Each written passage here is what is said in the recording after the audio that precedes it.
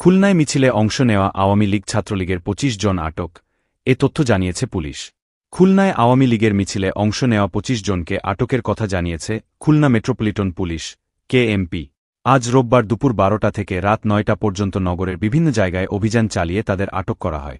কেএমপির অতিরিক্ত উপ-পুলিশ কমিশনার মোহাম্মদ আহসান হাবিব প্রথম আলোকে এ তথ্য নিশ্চিত করেছেন। পুলিশ কর্মকর্তা মোহাম্মদ আহসান হাবিব বলেন, খুলনায় ঝটিকা মিছিলে অংশগ্রহণকারী নিষিদ্ধঘোষিত সংগঠন ছাত্রলীগ ছাড়াও যুবলীগ ও আওয়ামী লীগের ২৫ নেতা কর্মীকে আটক করা হয়েছে। অন্যদের আটকের জন্য অভিযান অব্যাহত রয়েছে। মিছিলের ভিডিও ফুটেজ দেখে শনাক্ত করে আটক করা হচ্ছে বলে জানান তিনি। শেখ হাসিনার বিরুদ্ধে মামলার অভিযোগপত্র প্রদানের প্রতিবাদ ও মামলা প্রত্যাহারের দাবিতে খুলনায় ৪টি স্থানে মহানগর ও জেলা আওয়ামী লীগের ব্যানারে ঝটিকা মিছিল হয়েছে। আজ সকালে 0 পয়েন্ট এলাকায় ঝটিকা মিছিলের মাধ্যমে ওই কর্মসূচি শুরু হয়।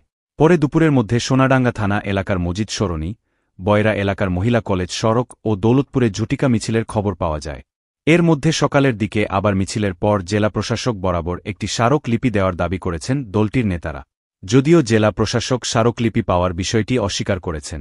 প্রশাসনের নির্লিপ্ততায় আওয়ামী লীগ এমন মিছিল করার সুযোগ পেয়েছে বলে অভিযোগ করে সংবাদ সম্মেলন করেছে খুলনা এনসিপি। এর আগেই বিভিন্ন জায়গায় আওয়ামী লীগ নেতা কর্মীদের ধরতে অভিযান শুরু করে পুলিশ প্রশাসন। খুলনা বিএনপি মিডিয়া সেল থেকে পাঠানো বিবৃতিতেও আওয়ামী লীগের ঝটিকা মিছিলের ঘটনায় গভীর উদ্বেগ, নিন্দা ও ক্ষোভ প্রকাশ করা হয়।